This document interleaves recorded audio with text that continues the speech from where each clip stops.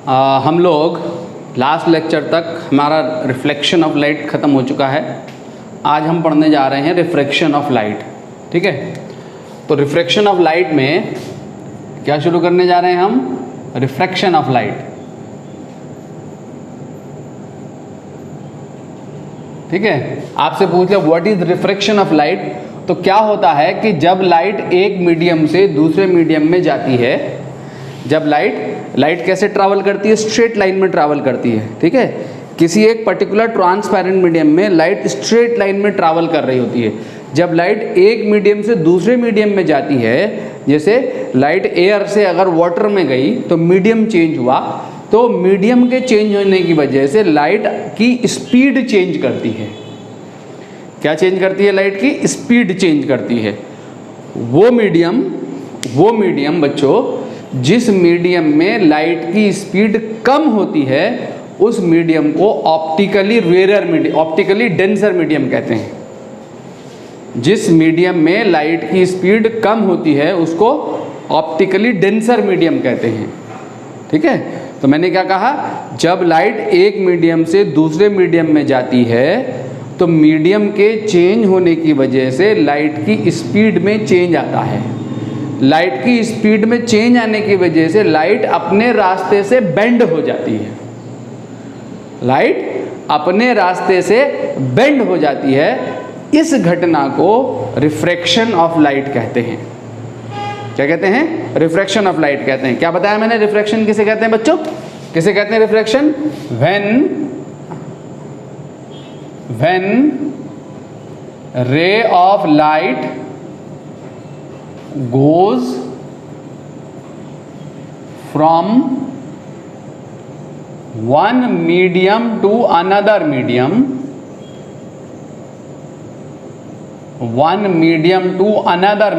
जैसे एयर से वाटर में जाए, या वाटर से ग्लास में चली जाए, या ग्लास से एयर में आ जाए, तो मीडियम चेंज हो रहा है यहाँ। या वाटर से ग्लास में चली जाए, एयर से केरोसिन ऑयल में चली जाए लाइट। ठीक है, एयर से केरोसिन ऑयल में चली जाए लाइट। तो जब लाइट एक मीडियम से दूसरे मीडियम में जाती है, पानी से बाहर एयर में आ जाए, कि पानी का पॉन्ड है, पॉन्ड के अंदर कोई बल्ब जल रहा है, तो जब बल्ब जल रहा है तो लाइट कहाँ से होती हुई आएगी? पानी से होती हुई एयर में आएगी। ठीक है, तो मीडियम बदलेगा।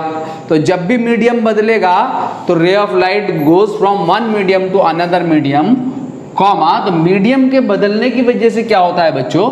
लाइट की जो स्पीड है, इट्स स्पीड चेंजेस। लाइट की स्पीड जो है वो चेंज करती है। क्या चेंज करती है? लाइट की स्पीड चेंज करती है, ड्यू टू विच, उसकी वजह से क्या होता है? ड्यू टू विच रे ऑफ लाइट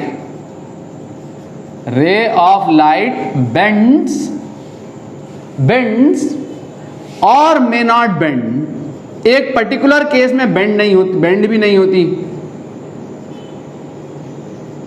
ठीक है, एक पर्टिकुलर केस में, वो पर्टिकुलर कोई केस कौन सा है मैं आगे देखूंगा कि कब बेंड नहीं होती।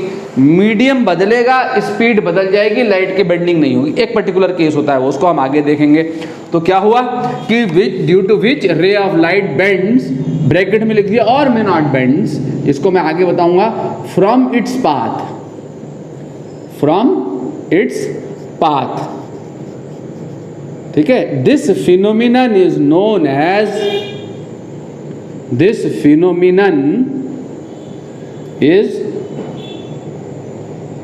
As refraction of light. इसे रिफ्रैक्शन कहते हैं कि जब लाइट एक मीडियम से दूसरे मीडियम में जाती है तो उसकी स्पीड चेंज होती है, और स्पीड के चेंज होने की वजह से लाइट अपने रास्ते से बेंड हो जाती है। इस घटना को, इस फिनोमिनन को रिफ्रैक्शन ऑफ लाइट कहते हैं। कैसे बेंड होती है बच्चों लाइट? अगर लाइट की बेंडिंग हम देखें, अगर मान लो ये वो बाउंड्री है जो दो मीडियम को सेपरेट कर रही है, ये वाला मीडियम रेयर मीडियम है। लाइट के लिए रेयर मीडियम वो मीडियम होता है जहां लाइट की स्पीड ज़्यादा है और डेंसर मीडियम वो मीडियम होता है जहां लाइट की स्पीड कम है। ऑब्वियसली इस मीडियम में लाइट जब कम, डेंसर, ये मीडियम लाइट के लिए डेंसर क्यों है? क्योंकि ये मीडियम लाइट के चलने में बाधा उत्पन्न कर रहा है, लाइट के चलने में ऑब्स्टेकल प्रोड्यूस कर रहा है। जब ऑब्स्टेकल प्रोड्यूस करेगा तो लाइट डेंसर मीडियम में स्लो डाउन हो जाएगी, ठीक है। रेयर मीडियम में सबसे कम ऑब्स्टेकल है। आपको कहाँ पे आपकी स्पीड स्लो होगी? जहाँ पर ऑब्स्टेकल ज़्यादा होगा, ठीक है। तो डेंसर मीडियम उस मीडियम को कहते हैं जहाँ लाइट की स्पीड कम होती है, रेयर मीडियम उस मीडियम को कहते हैं जहाँ लाइट की स्पीड ज़्यादा होती है, ठीक है। तो क्या होता है, अगर ये लाइट गिरी तो इसको हम इंसिडेंट रे कहते हैं। ये वो बाउंड्री है, ये जो लाइन खींची मैंने हॉरिजॉन्टल लाइन, ये वो बाउंड्री है जो दो मीडियम को सेपरेट कर रही है। इसके नीचे, जिसके नीचे कोई मीडियम है, मान लो वाटर है, डेंसर मीडियम मान लो वाटर, लाइट एयर से वाटर में जा रही है, और रेयर मीडियम मान लो ये एयर है। लाइट कहाँ जा रही है? एयर से वाटर में जा रही है। तो ये वाटर की ऊपरी सरफेस है, इसके नीचे पानी है, इसके नीचे, इसके ऊपर हवा है। तो ये कौन सी रे कहलाती है? इंसिडेंट रे कहलाती है। ये इंसिडेंट पॉइंट कहलाता है। इस इंसिडेंट पॉइंट पे 90 डिग्री पे हम लाइन खींचते हैं, इसको नॉर्मल कहते हैं। क्या कहते हैं? नॉर्मल। ये नॉर्मल है, ये क्या है? नॉर्मल। इंसिडेंट पॉइंट पे इस पे बाउंड्री, ये बाउंड्री है, ये वो बाउंड्री जो दो मीडियम को सेपरेट कर रही है। बाउंड्री सेपरेटिंग द मीडिया, ठीक है। मीडिया इज मीडियम का प्लूरल, ठीक है। इस बाउंड्री के ऊपर मीडियम कुछ और है, नीचे कुछ और है। ऊपर रेयर मीडियम है, नीचे डेंसर मीडियम है, ठीक है। ये रे कौन सी बताई मैंने? ये वाली कौन सी रे बताई मैंने? इस रे को क्या कहते हैं? Incident ray. ये कौन सी रे कहलाती है? Incident ray. ये इंसिडेंट रे नॉर्मल से जो एंगल बना रही होती है वो कहलाता है एंगल ऑफ इंसिडेंस, आई। तो इस एंगल पे ये लाइट गिरी है। अगर ये मीडियम नहीं चेंज होता, एक ही मीडियम होता, तो लाइट कौन से रास्ते पे चलती है? स्ट्रेट लाइन पे ट्रैवल करती है। तो लाइट ऐसे इस पाथ पे ट्रैवल करते चली जाती है, ठीक है। ये जो डॉटेड पाथ मैंने दिखाया है, ये लाइट का पाथ होता है, सीधे स्ट्रेट पाथ पे जाती लाइट, ठीक है। बट मीडियम के चेंज होने की वजह से क्या होगा, यहां से यहां जैसे ही लाइट जाएगी तो उसकी स्पीड में चेंज आ जाएगा। जब स्पीड में चेंज आ जाएगा तो स्पीड में चेंज आने की वजह से लाइट बेंड कर जाएगी। अगर लाइट रेयर से डेंसर मीडियम में जा रही है तो लाइट ये नॉर्मल है, बेंड करती है टुवर्ड द नॉर्मल, ठीक है। क्या, कहां बेंड कर गई? ये कौन सी रे कहलाती है? रिफ्रैक्टेड रे।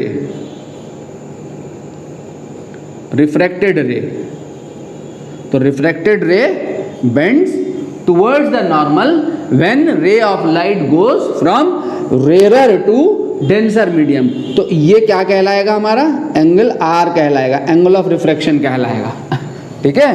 तो क्या हुआ कि रिफ्रैक्टेड रे बच्चों, रिफ्रैक्टेड रे बेंड्स कहाँ? टुवर्ड्स नॉर्मल की तरफ को बेंड कर गई। व्हेन, यहां लिख लेना, when ray of light goes from, when, ऊपर लिख दूं मैं, when ray of light goes from denser to rare medium, denser to rare medium, comma, refracted ray bends towards the normal, ठीक है। तो जब लाइट रेयर से डेंसर मीडियम में जाएगी तो ये जो रिफ्रैक्टेड रे होगी कहाँ बेंड करेगी? टुवर्ड्स द नॉर्मल बेंड करेगी। अगर उल्टा फिनोमिनन हो जाए, अगर ये वाला मीडियम लाइट डेंसर से रेयर जा रही हो, कहाँ से कहाँ जा रही हो? डेंसर से रेयर जा रही हो, ये डेंसर मीडियम है, ये वाटर है मान लिया, और ये एयर है। वाटर माने कौन सा मीडियम?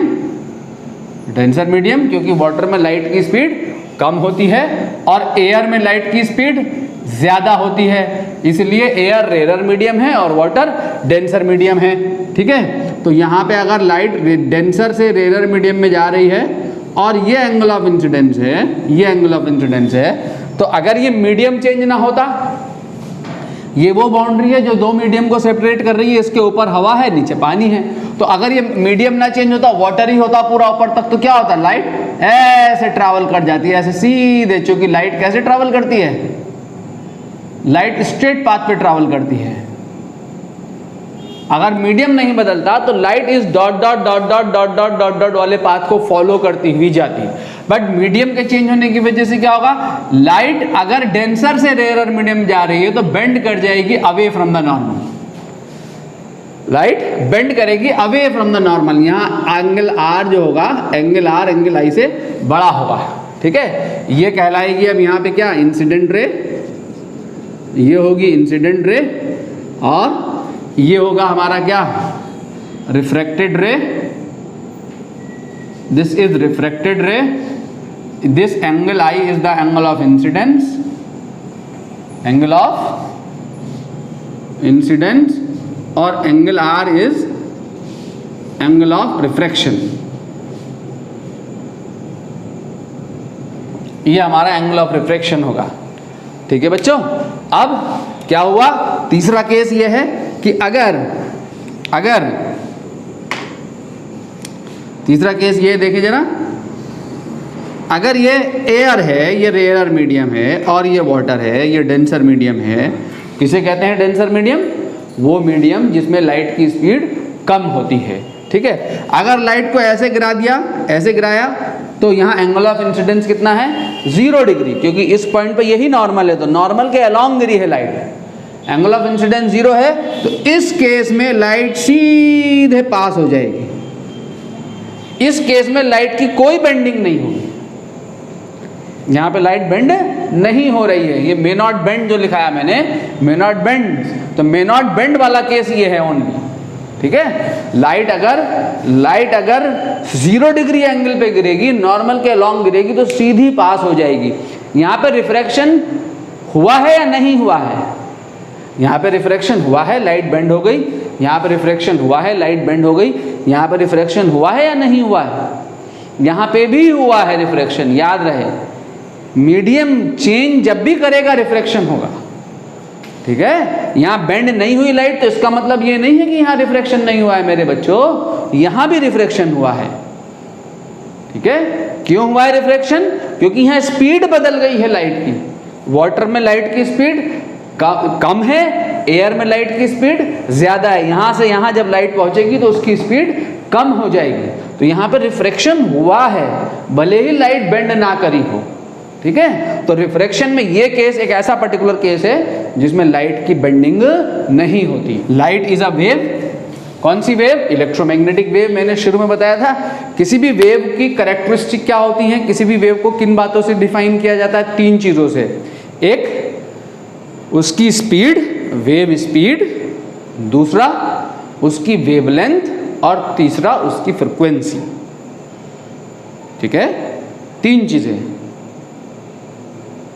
चीजें, ultraviolet rays, infrared rays, light, gamma rays, X rays, sound, ये सब जो है अलग अलग कैटेगरीज क्यों हैं, इसलिए अलग अलग कैटेगरीज हैं क्योंकि इनकी फ्रीक्वेंसी अलग है, वेवलेंथ अलग है, फ्रीक्वेंसी और वेवलेंथ इनकी डिफर कर रही होती है, ठीक है। तो वेव कैरेक्टरिस्टिक की अगर हम बात करें, आपने 9th क्लास में पढ़ा होगा साउंड में, तो वेव कैरेक्टरिस्टिक में 3 चीजें आती हैं, एक आता है स्पीड, दूसरा आता है फ्रीक्वेंसी, तीसरा आता है वेवलेंथ, एक और होता है इंटेंसिटी, ठीक है। इंटेंसिटी लाउडनेस को बताती है, साउंड की बात करूं, अगर मैं बहुत जोर से बोल जाऊं, जोर से बोल गया, इसका मतलब हाई इंटेंसिटी का साउंड, और मैं हल्के बोल रहा हूं, इसका मतलब इंटेंसिटी साउंड की कम है, ठीक है। ज्यादा एनर्जी, इंटेंसिटी अगर ज्यादा होगी तो ज्यादा एनर्जी होगी वेव में, ठीक है। इंटेंसिटी कम होगी तो कम एनर्जी कैरी करके चल रही होगी वेव। तो हम 3 चीजों की बातें कर रहे हैं, किसकी बात कर रहे हैं, क्या बात कर रहे हैं, क्या, वेवलेंथ, स्पीड एंड फ्रीक्वेंसी, ये 3 कैरेक्टरिस्टिक, ठीक है। तो इन 3 कैरेक्टरिस्टिक के ऊपर रिफ्रैक्शन का इफेक्ट देखने जा रहा हूं। रिफ्लेक्शन का क्या इफेक्ट होता है, रिफ्लेक्शन में नहीं देखा।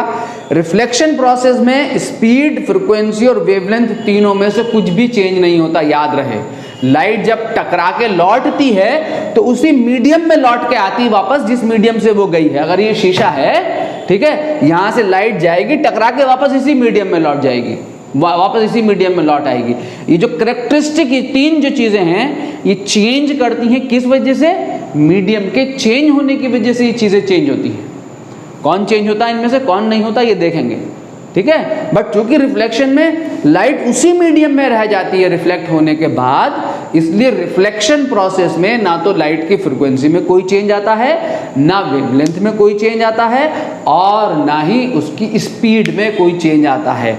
अगर आपसे पूछ ले कि रिफ्लेक्शन में फ्रीक्वेंसी, स्पीड और वेवलेंथ में से कौन चेंज करता है, तो कोई भी चेंज नहीं करता। जो इंसिडेंट रे होगी उसकी जो स्पीड है वही रिफ्लेक्टेड रे की स्पीड होगी, इंसिडेंट रे की जो फ्रीक्वेंसी है वही रिफ्लेक्टेड रे, जो रिफ्लेक्ट बैक होगी रे, उसकी भी फ्रीक्वेंसी वही होगी।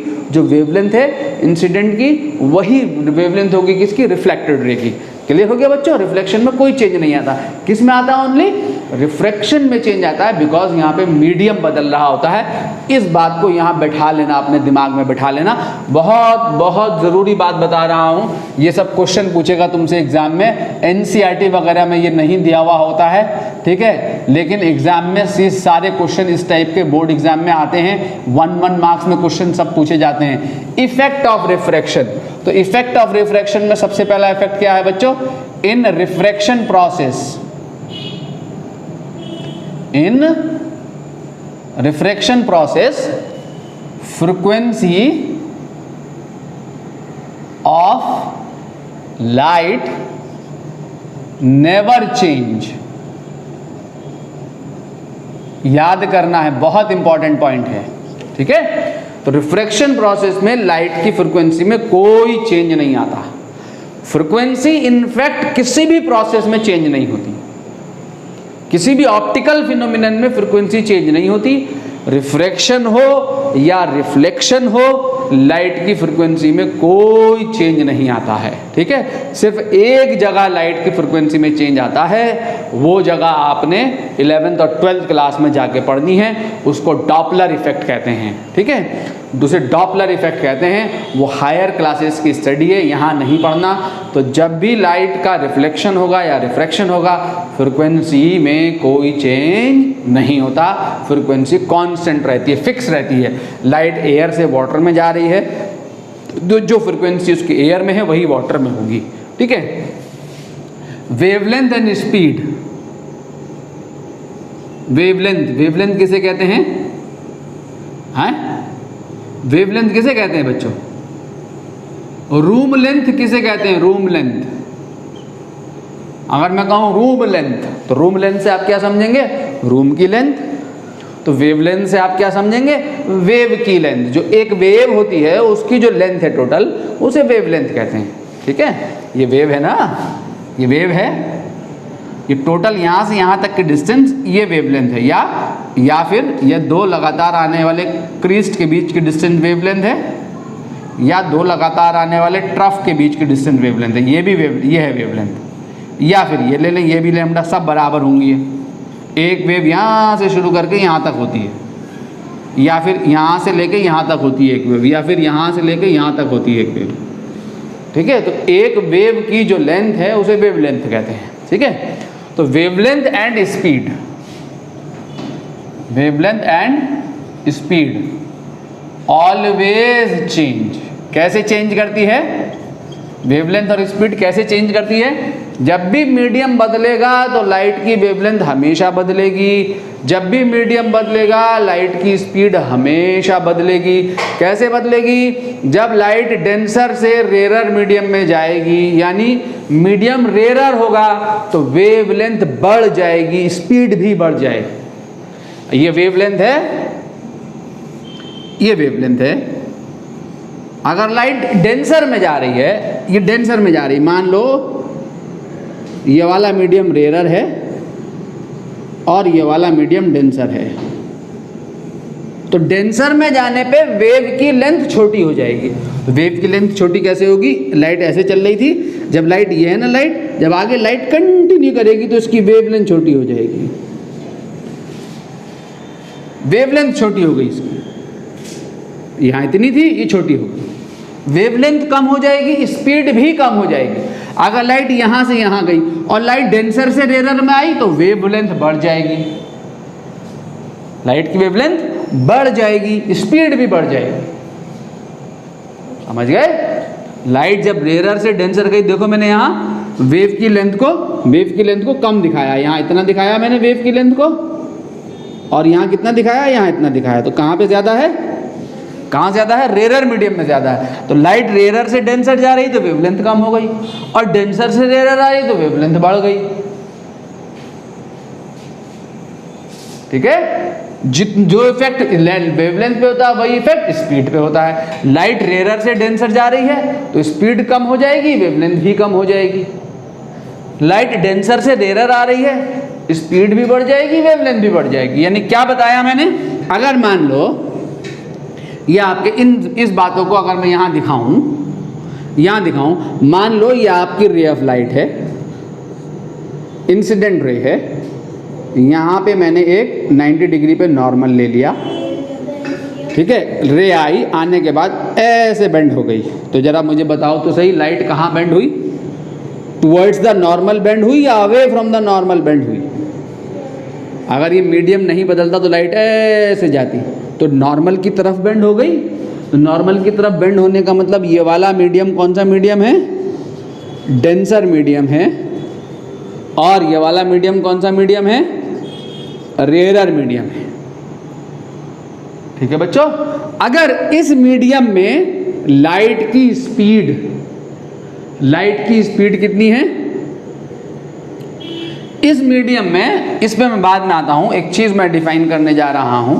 ठीक है, इस टॉपिक में बाद में आ रहा हूं, एक चीज मैं डिफाइन करने जा रहा हूं, एब्सोल्यूट रिफ्रैक्टिव इंडेक्स।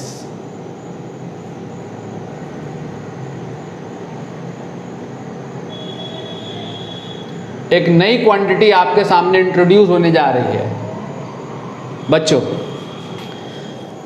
क्या इंट्रोड्यूस होने जा रही है? Absolute refractive index. एक बार और सुन लें ध्यान से। Effect of refraction, wave characteristic 3, speed, frequency and wavelength. ठीक है, रिफ्रैक्शन प्रोसेस में जब लाइट एक मीडियम से दूसरे मीडियम में जाएगी तो उसे रिफ्रैक्शन कह रहे हैं। तो रिफ्रैक्शन प्रोसेस में लाइट की फ्रीक्वेंसी में कोई चेंज नहीं आता। कौन चेंज करता है? वेवलेंथ हमेशा चेंज होती है, स्पीड हमेशा चेंज होती है।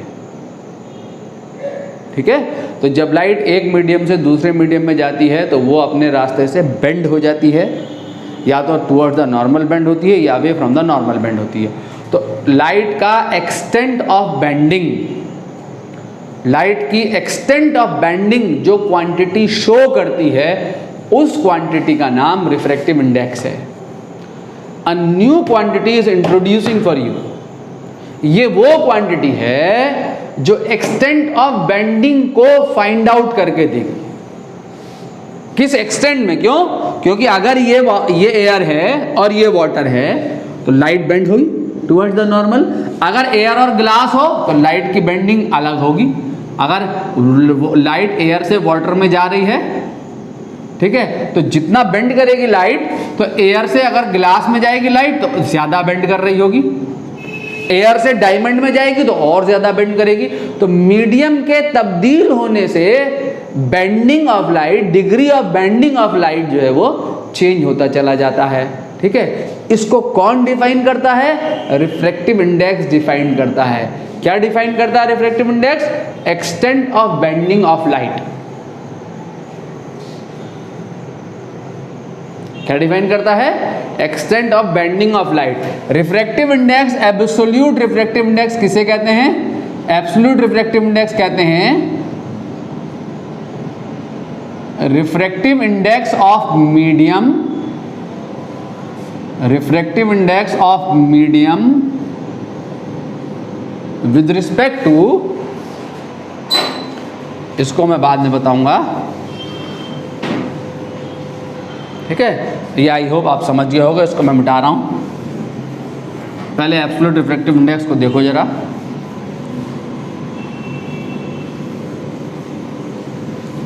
ये दो बातें लिखाई हैं मैंने, इन दो बातों को जो है याद कर लेना कि refractive index of medium WRT का मतलब विद रिस्पेक्ट टू एयर और वैक्यूम।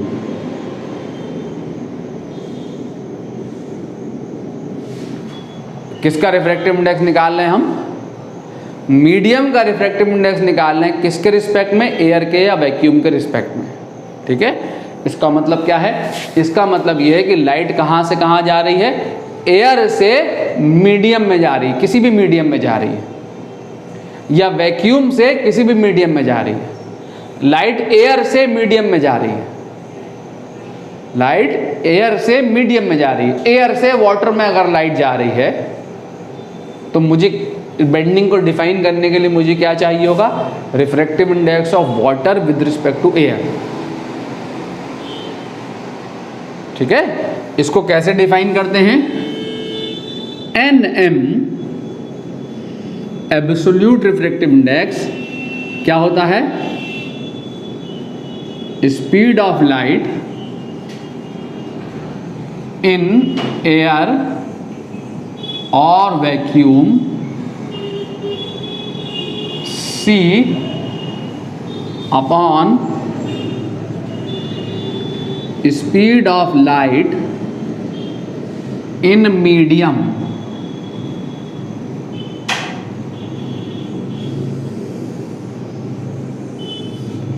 क्या होता है ये बच्चों?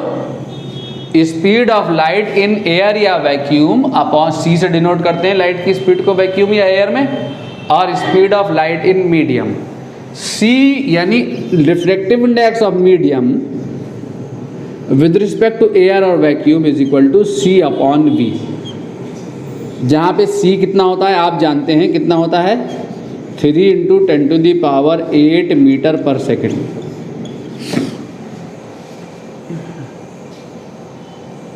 3 × 10⁸ मीटर पर सेकेंड होता है क्या? C।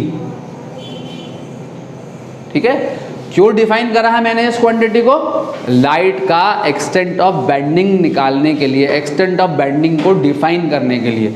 जी, जब लाइट एयर में, अगर मैंने लाइट को 30 डिग्री के एंगल पे गिराया है, एयर में अगर लाइट यहाँ 30 डिग्री के एंगल पे गिरी, अगर यहाँ पे ये लाइट है, ये एयर है, ये लाइट गिर गई मान लो 45 डिग्री के एंगल पे, तो ये बेंड होगी टुवर्ड्स द नॉर्मल। तो ये एंगल ऑफ रिफ्रैक्शन निकालना है मुझे। अगर मैं एंगल ऑफ रिफ्रैक्शन निकाल दूं तो मुझे एक्सटेंट ऑफ बेंडिंग पता लग जाएगा कि कितना बेंडिंग हुई लाइट। ये जो R निकलेगा वो तभी निकलेगा जब हम इस रिफ्रैक्टिव इंडेक्स को डिफाइन करेंगे। समझे बच्चों? ये वो क्वांटिटी है, ये वो क्वांटिटी है यहां पर रिफ्रैक्शन में रिफ्रैक्टिव इंडेक्स वो क्वांटिटी है जब लाइट एक मीडियम से दूसरे मीडियम में जा रही है तो मीडियम में एक्सटेंट ऑफ बेंडिंग को डिफाइन करेगी ये क्वांटिटी। ठीक है, इसलिए हम इसको इंट्रोड्यूस कर रहे हैं। यूज कैसे करेंगे इसको हम आगे देख रहे होंगे। क्या होता है एब्सोल्यूट रिफ्रैक्टिव इंडेक्स? किसे कहते हैं? किसी भी मीडियम का रिफ्रैक्टिव इंडेक्स एयर के या वैक्यूम के रिस्पेक्ट में, वो उस मीडियम का एब्सोल्यूट रिफ्रैक्टिव इंडेक्स, या इसको सिंपली रिफ्रैक्टिव इंडेक्स कहते हैं।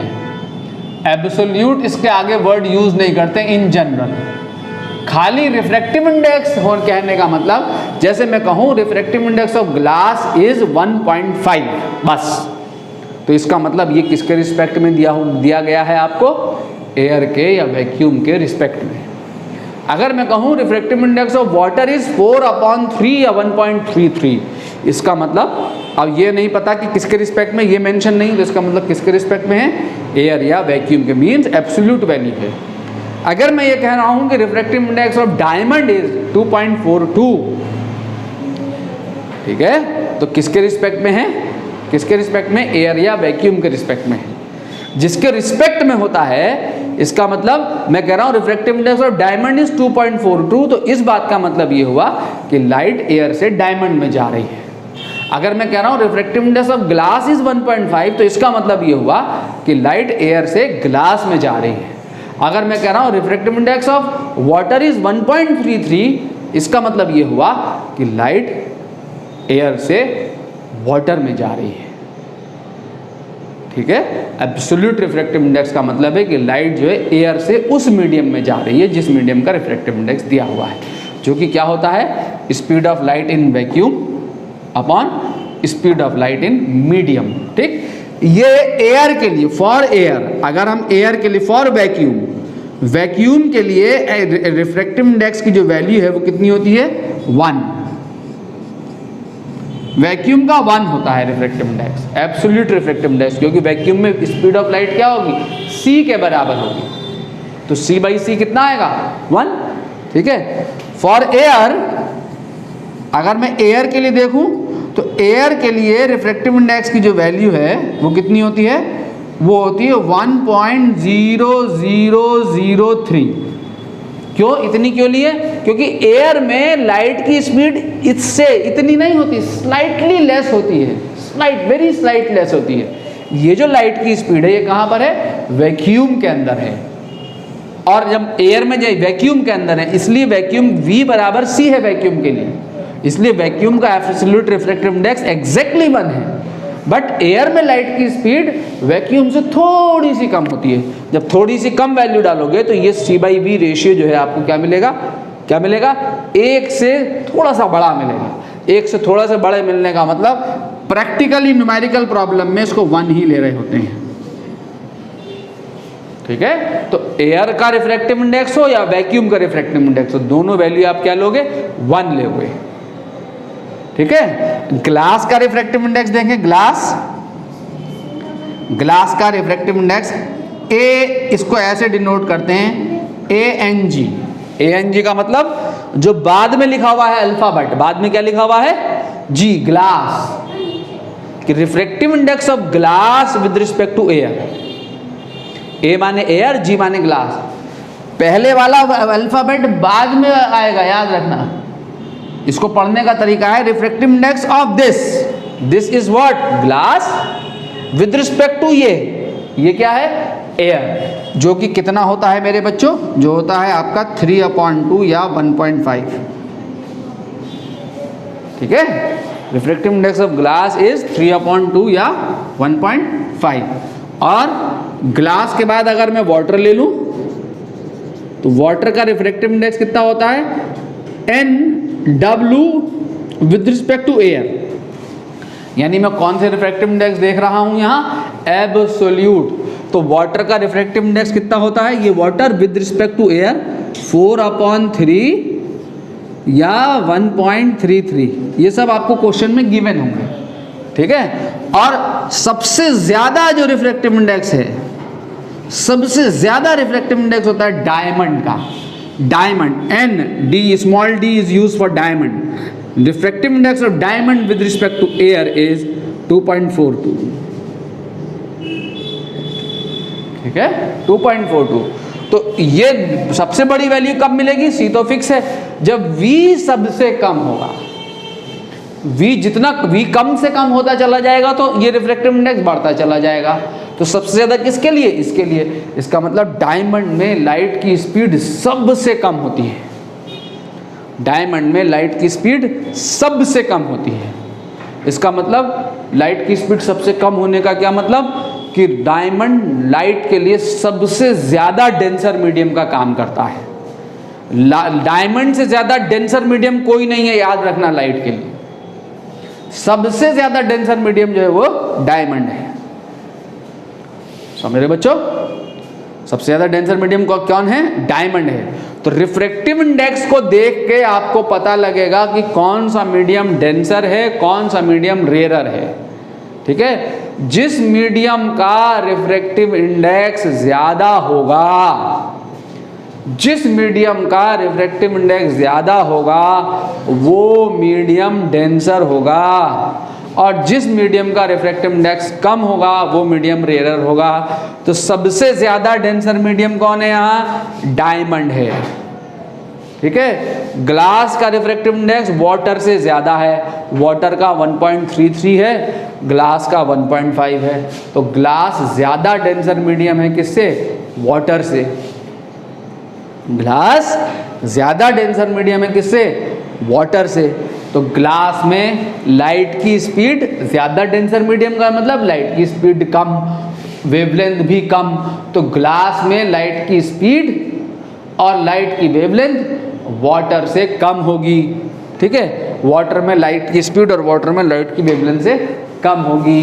ठीक है, क्लियर हो गया मेरे बच्चों? ये कौन से रिफ्रैक्टिव इंडेक्स लिखवाए मैंने?